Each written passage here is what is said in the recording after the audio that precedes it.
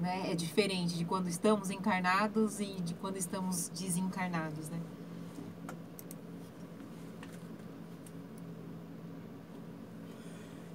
Lembrando aos nossos queridos irmãozinhos ouvintes que estamos com o telefone 3576-1630 da Nova Era FM 104,9 e também temos o WhatsApp 99109-0022. Vamos ver se temos alguma perguntinha para o nosso amigo Israel. Mandem perguntas. Não precisa se identificar. Temos perguntas, Júlio? Que suspense. Temos perguntas. Temos perguntas. Manda. Deixa eu só... Tô lendo, senão eu vai tô que o vendo aqui. ouvinte... E eu tô no Entendi. embalo, Aí né? você Tipo, fala no ar, Paula... Mamãe. Entendi. Quando somos muito mal e desencarnamos, quem fica na Terra paga por isso ou não? Não, de forma alguma, né? Nós somos responsáveis pelos nossos atos, né? Tanto que Paulo de Tarso escreve assim numa das suas cartas: dá conta da tua administração.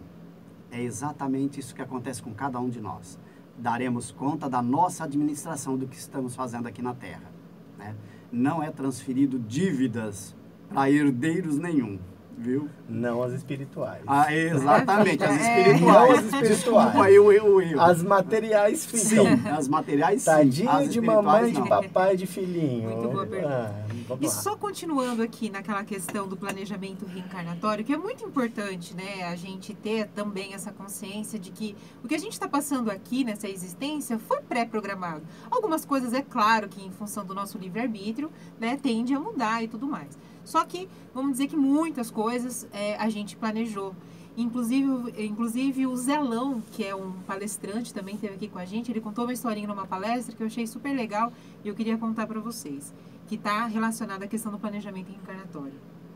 Também no plano espiritual, numa sala onde havia mais de 100 espíritos ali que estavam prestes a reencarnar, e uma pessoa falando sobre, né, como que seria essa experiência, enfim. E 2 espíritos de luz entraram com uma pessoa, com um espírito carregado, inconsciente. E aí ele disse, olha, esse irmão, ele precisa reencarnar urgentemente, ele não tem consciência, ele está numa situação bastante deplorável, enfim. E a gente precisa saber quem de vocês já estavam definidos ali, quem quer ser os casais, né, quem seriam.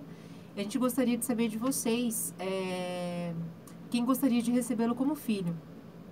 Mas, como vocês podem ver, a situação dele não é boa, então na matéria ele também não terá boas condições. Então ele vai ter muito problema de saúde e ele vai desencarnar aos 3 anos de idade.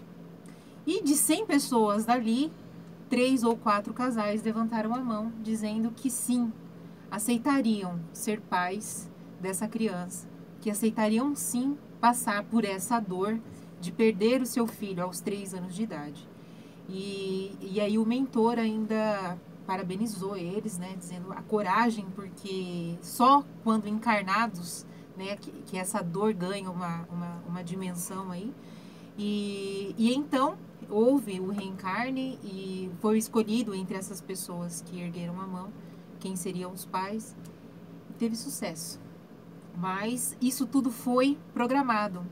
É claro que a gente tem um esquecimento, a gente não lembra, só que isso foi aceito. E a partir do momento que permitiram que esses pais fossem pais dessa criança, nessas condições, e que ele iria desencarnar nos 3 anos, eles teriam condições de suportar essa dor também. Né? Só pra gente fechar a questão do planejamento reencarnatório. Achei super legal essa história do Zelão. Zelão, um abraço, eu sei que você vai ver esse vídeo depois. E é isso. Hashtag Zelão. Hashtag Zelão. E é bacana, a gente ouve Zelão. coraçãozinho. A gente tá fazendo um coraçãozinho pro vídeo aqui, pessoal. E continuando aqui o nosso bate-papo, a gente vai falar agora sobre a forma do desencarne. E a gente lembrou de uma historinha de um menino que desencarnou em 2007. Ele tinha 8 anos de idade no Rio de Janeiro. Essa história ficou conhecida no Brasil inteiro, chocou todo mundo, né? E ele foi arrastado. Na verdade, o carro dele, o carro em que ele estava com a mãe dele, mais um parente, ele foi assaltado e a mãe dele não conseguiu tirar ele do carro e ele ficou preso ao cinto de segurança por fora. E mesmo assim os bandidos viram, né, a mãe gritando para ele, não consegui tirar meu filho, mas eles, enfim, arrancaram o carro. E ele foi arrastado, né, por cerca de 15 minutos. Então, o corpo dele ficou deplorável e irreconhecível. E teve um final, assim, a gente pôde entender isso depois porque ele veio com uma psicografia, né, explicando o porquê isso tinha acontecido. Mas essa forma, que são formas violentas, né, de desencarne, o próprio suicídio, enfim, a forma de desencarne, Israel, influencia no processo de aceitação da morte? E muito, né? Porque, já que você abordou o caso do menino João Hélio, chocou o país inteiro. Verdade. Né? Então, claro que para os pais é muito mais difícil de aceitar. Porque sempre eles vão ficar pensando, olha, se eu não estivesse feito, se eu não tivesse ido lá, vai sempre colocar o se na frente, né? Como se assim pudéssemos evitar de alguma forma. Então é mais difícil, muito dolorosa, né? Mas, ao mesmo tempo, a mensagem que o menino nos mandou, e conhecendo profundamente a doutrina espírita, os conceitos espíritas, ninguém passa por uma provação, por uma expiação que seja, se não estiver vínculo com aquilo. E esse tipo de morte que ele passou era para um resgate dele que ele necessitava, né? Essa foi a mensagem? Isso. Eu não sabia. Você conhece a história, Júlio? Conheço. Muito boa. Não, Muito boa. Eu não conheço a mensagem, mas a história a do carta, menininho, você sim. diz? O que ele mandou de lá para cá, explicando. Ele isso eu não sei. explicou, o Israel me corrija se eu estiver errado em algum detalhe. Ele explicou que ele viveu na Gália muitos séculos, né, antes. E ele tinha muito poder e ele fazia isso com pessoas. Ele amarrava pessoas que molequinho danado. na carroça. Eles tinham isso como um esporte, na verdade. Então ele era exaltado por fazer isso. Então ele tirou vidas de muitas pessoas. E aí ele disse que quando ele foi para reencarnar, ele pediu para que ele tivesse a mesma morte. Caramba! Então foi uma forma Tô que... chocada, é claro amiga. que a gente... tá passado. Choquei. Pois é, mas só pra gente ver que nada acontece por acaso de fato, que isso não foi um castigo nem para os pais, né? E que teve todo um porquê dessa forma de desencarne, né? Exatamente. Para ele é uma libertação, né? Porque no livro O Céu e o Inferno, ele fala que depois que a gente comete um erro, alguma coisa, vem o arrependimento, né? Que quando a gente toma consciência. Depois nós precisamos passar pela reparação, pela expiação. Então ele está se libertando disso. Para ele sentia essa necessidade, né? Não só para ele, como para tantos de nós, né? E se nós buscarmos no passado, olharmos um pouco a nossa história, a nossa história é marcada pela violência. É verdade. Por tragédias. Éramos bárbaros, né? Exatamente. Selvagens. Isso. Né? Onde nós não utilizávamos a lei do amor, e sim a da força, da violência. Então, é por isso. Mas claro que para os pais, para os familiares, para todos os envolvidos, é muito mais difícil a aceitação nesses casos. Eu brinquei, lógico, né? Com a história do menino, mas pegando um gancho nessa história, você falou que ele viveu na Gália. Sim. É isso há quantos mil anos atrás? Há alguns séculos.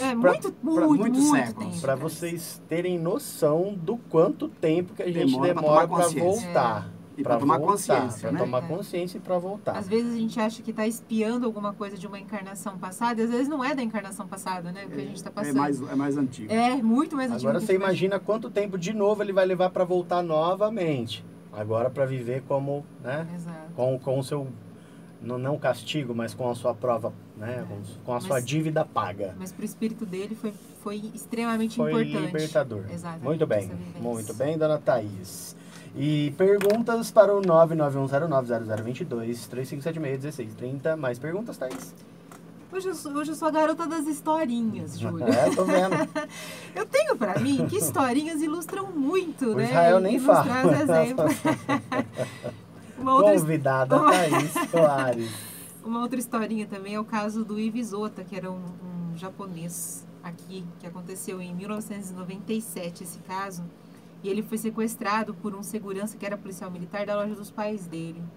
E ele foi sequestrado e morto porque o Ives reconheceu esse policial. E aí, por medo, é claro, né, de ser identificado, ele pediu para que matasse o garoto e ele foi morto. E, a princípio, os pais tiveram aquele momento de revolta, mas eles eram da Seishonoye, que é uma religião espiritualista também.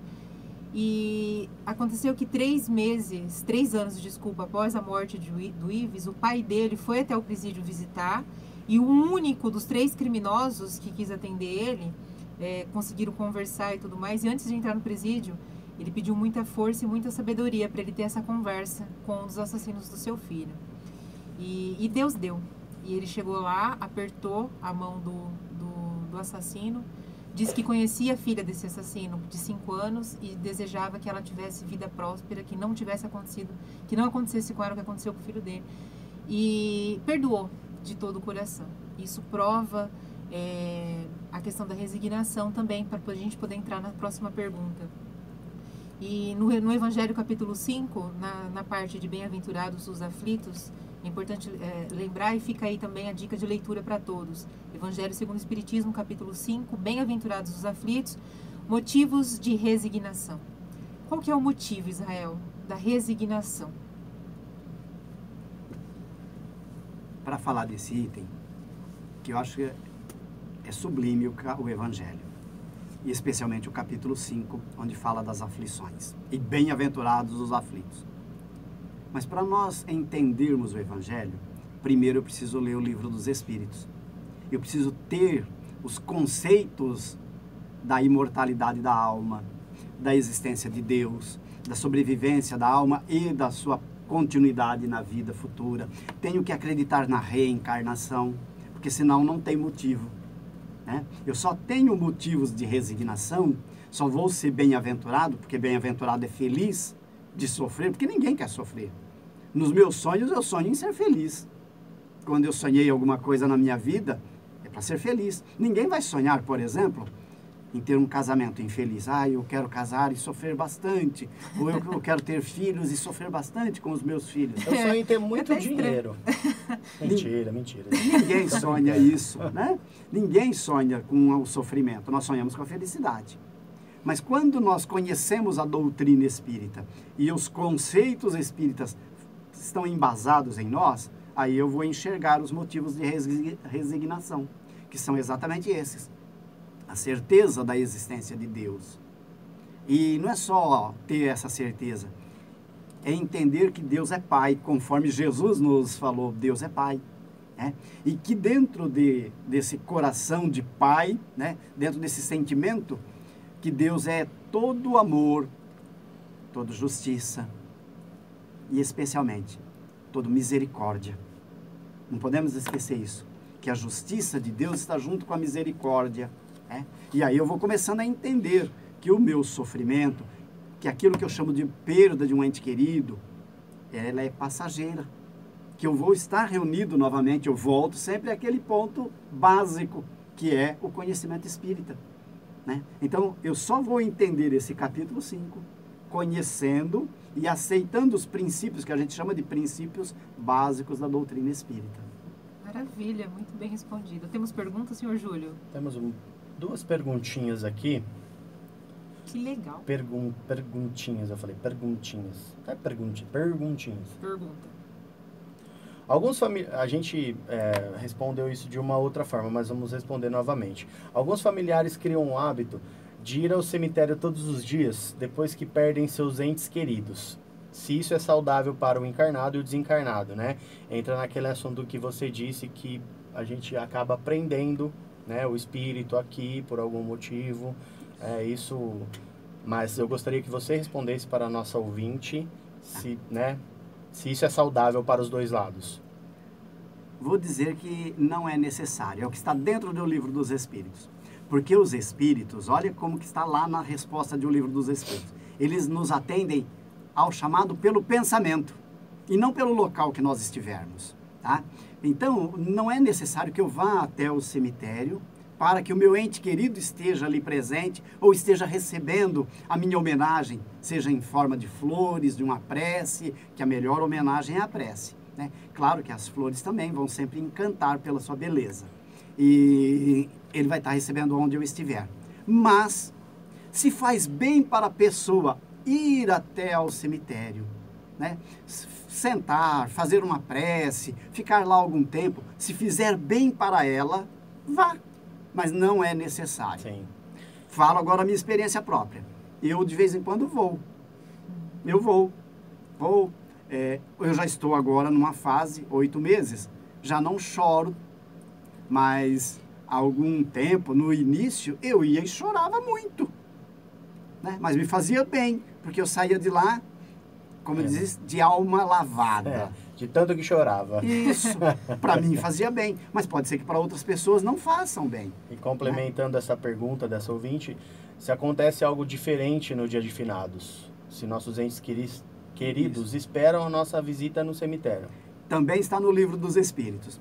Acontece sim, muitos espíritos vão para o cemitério nessa data. Por quê? Porque tem muitos familiares queridos que vão no cemitério e pensam neles lá. Porque se esses familiares estivessem em casa, pensando neles, fazendo uma oração para eles, em casa, eles estariam visitando os lares e não o cemitério. Só por isso. Na casa espírita que eu frequento, né, que eu e a Priscila, minha esposa, a gente frequenta, que é a Dona Hortência. Certo. No dia de finados não tem palestra, né, Ove? No dia de finados, eles não...